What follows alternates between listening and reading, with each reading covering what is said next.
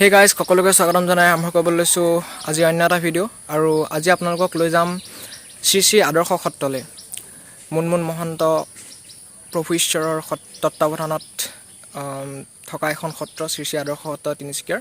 গতিকে বলক আজি আদৰ্শ সত্ৰলৈ যাওঁ।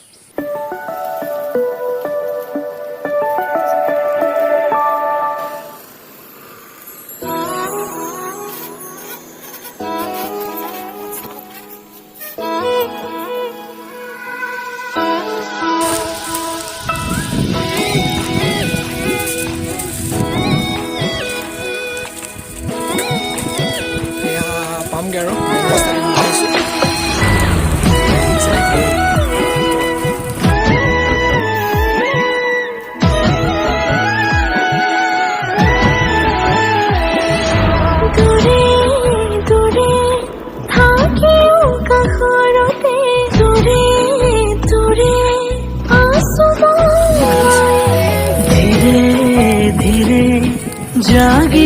পাই গ'লোহি আহি শ্ৰী শ্ৰী আদৰ্শ সত্ৰ আৰু এখন হৈ গ'ল গেট। ইফালেদি সোমাই যায় ৰাস্তা অকণ পানী হৈ আছে, কিন্তু বহুত ডাঙৰ হয়। ইয়াতে ফেক্টৰী এটা আছে।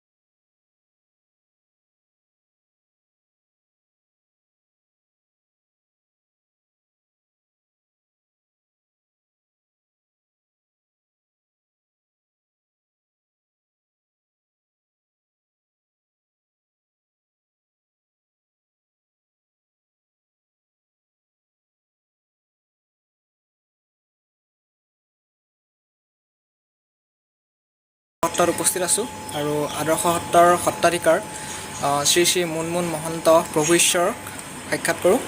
আহক তেন্তে। প্ৰভু ভালনে? আমাৰ শ্ৰী শ্ৰী আদৰ্শ তিনিচুকীয়াস্থিত শ্ৰী শ্ৰী আদৰ্শ সত্ৰৰ সত্ৰাধিকাৰ মুনমুন মহন্তদেৱ প্ৰভু ঈশ্বৰ। যিহেতু এতিয়া বৰ্তমান লকডাউনত কৰোণা মহামাৰীয়ে যি আতংকৰ সৃষ্টি কৰিলে, তাৰ বাবে চৰকাৰে সকলো ধৰ্মীয় অনুষ্ঠান, নামঘৰ, সত্ৰ সকলো বন্ধ কৰি থৈছিলে। আৰু যিহেতু কালিৰ পৰা অনুষ্ঠানসমূহ খোলাৰ অনুমতি প্ৰদান কৰিছে, গতিকে আৰু মই আগতেও জনাইছোঁ যে শ্ৰী শ্ৰী আদৰ্শ সত্ৰৰ তৰফৰ পৰা লকডাউনত যদিও বা নামঘৰ সত্ৰসমূহ বন্ধ হৈ আছিলে, তথাপিও আদৰ্শ সত্ৰই এটা প্ৰচেষ্টা হাতত লৈছিলে যে অনলাইন মাধ্যমেৰে নাম পাঠ আগবঢ়োৱা আৰু অসমৰ লগতে ভাৰতবৰ্ষৰ বিভিন্ন ঠাইত যিসকল ভকত বৈষ্ণৱ আছে তেওঁলোকে অনলাইন পাঠত অংশগ্ৰহণ কৰিছিলে। আৰু যিহেতু এতিয়া বৰ্তমান খুলিছে আৰু সত্ৰাধিকাৰ শ্ৰী শ্ৰী মুনমুন মহন্তদেৱ প্ৰভু ঈশ্বৰৰ যথেষ্ট কষ্ট কৰিছে সত্ৰখনক আগুৱাই নিবলৈ, বা ইয়াৰ নাট্যগোষ্ঠীৰ যিসকল কৰ্মকৰ্তা আছে, সত্ৰখনৰ যিসকল কৰ্মকৰ্তা আছে, তেওঁলোকে চেষ্টা কৰিছে গুৰু দুজনাৰ আদৰ্শৰাজিক বিশ্ব দৰবাৰত প্ৰতিষ্ঠা কৰিবলৈ। গতিকে জানো আহক আমি সত্ৰখনৰ বিষয়ে অলপ। প্ৰভু নমস্কাৰ।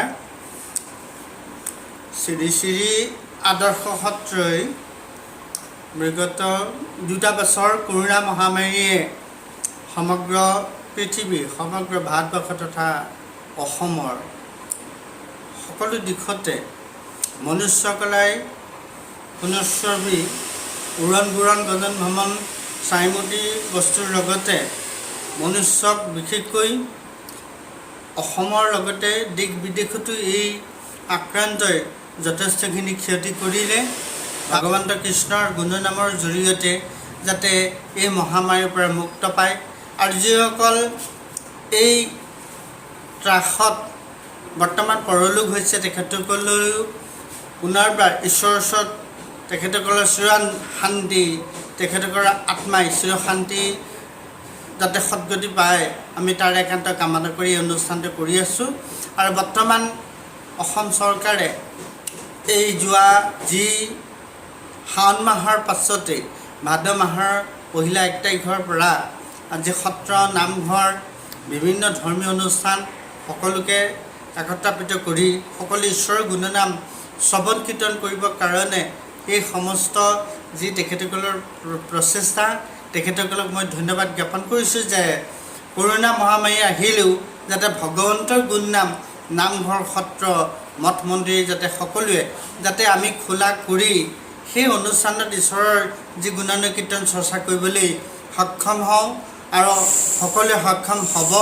তাৰ পৰা যি গীতা শাস্ত্ৰ পাঠ আমাৰ আদৰ্শ সমন্বয় সাংস্কৃতিক গোষ্ঠীৰ জৰিয়তে সমস্ত সত্ৰৰ সমন্বিত বৈষ্ণৱসকল একত্ৰিত কৰি যি অসমৰ উজনিৰ পৰা নামনিলৈকে সমগ্ৰ ভাৰতবৰ্ষৰ মুম্বাই চহৰ লগতে আহমেদাবাদ আদি বৃহত্তৰ ৰাজ্যৰ আৰু বৃহত্তৰ ঠাইৰ পৰা আমি এই চৰ্চাসমূহ কৰি আছোঁ।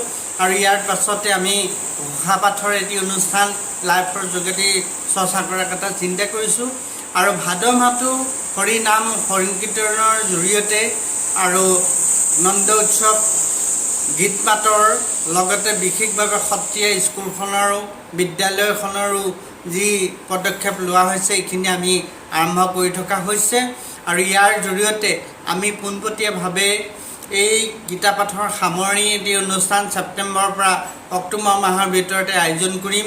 আৰু সমূহ ৰাইজ সমূহ ভক্ত বৈষ্ণৱ অসমবাসীয়ে যাতে এই অনুষ্ঠানটো আমাৰ এই অনুষ্ঠানৰ লাইভৰ জৰিয়তে তথা আমাৰ লগত সহযোগ কৰি আপোনাভাৱে যাতে এই অনুষ্ঠানটো আগুৱাই নিব তাৰে কামনা কৰাৰ লগতে আমি দুখন নাট আমি শ্ৰৱণ কীৰ্তন কৰাৰ প্ৰয়াস কৰিছোঁ।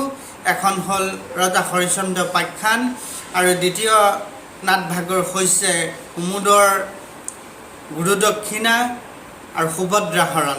এই দুখনি নাট আমি সেই সামৰণি অনুষ্ঠানটোতে আমি প্ৰদৰ্শন কৰাম মঞ্চস্থ। লগতে বৰ্তমানে অহা কেইটামান দিনৰ পিছতে আমি এই ৰিহাৰ্চলৰ ক্ষেত্ৰতো আমি এই অনুষ্ঠানটো আগবঢ়াম। কিন্তু এটা নন্দ উৎসৱ অনুষ্ঠানটি যোৱা কালি অৰ্থাৎ 1 তাৰিখৰ পৰা অহা 13-14 তাৰিখ ভাদ মাহৰ ইংৰাজী 30-31ত আমি এই অনুষ্ঠানটো প্ৰদৰ্শন কৰাৰ চেষ্টা কৰিছোঁ। বৰ্তমান সৰু সৰু কণ শিশু তথা শিশু শিল্পীসকলে এই শ্ৰৱণ কীৰ্তন কৰি চৰ্চা কৰি আছে। গতিকে আমাৰ যিসকলে শিকাইছে তেখেতসকলে আমাক জনাইছে পোনপটীয়াকৈ ভাদ মাহৰ এয়া 13 আৰু 14 তাৰিখৰ দিনতে বস্তুখিনি আমি উপস্থাপন কৰি ৰাইজলৈ আমাৰ ফালৰ পৰা শ্ৰদ্ধা সেৱা তথা আমাৰ যি অনুষ্ঠানৰ জৰিয়তে আপোনাৰ হ'ব যাতে কৃতাৰ্থ হয় তাৰে একান্তই কামনা কৰিলোঁ। ধন্যবাদ প্ৰভু ঈশ্বৰ। আৰু যিহেতু মই আগতে জনাইছিলোঁ যে শ্ৰী শ্ৰী আদৰ্শ সত্ৰই গুৰু দুজনৰ সৃষ্টিৰাজিক বিশ্ব দৰবাৰত প্ৰতিষ্ঠা কৰিবলৈ যথেষ্ট কষ্ট কৰিছে, যথেষ্ট তেওঁলোকে প্ৰয়াস কৰিছে। আৰু এয়া দেখিবলৈ পাইছে সাক্ষাৎকাৰ অনুষ্ঠান হৈ আছে লাইভ। সংগীত অনুষ্ঠান এটাৰ সাক্ষাৎকাৰ হৈ আছিলে, তাৰে এয়া তেওঁলোকে সাক্ষাৎকাৰ গ্ৰহণ কৰিছে।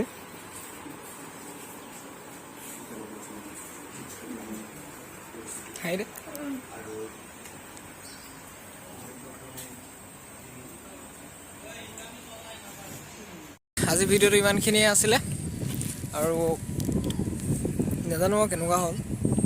বতাহ সোমাইছে, বৰষুণো দিছে, ঘৰ পাবগৈ লাগিব, ওলাইছোঁ আৰু বলক তেন্তে বেলেগ এদিন লগ পাম আকৌ। চাই থাকিব মানে কি ছাবস্ক্ৰাইব কৰি দিব, বাকী একো নাই। লগ পাম দিয়ক, টাটা, ভালকৈ থাকক।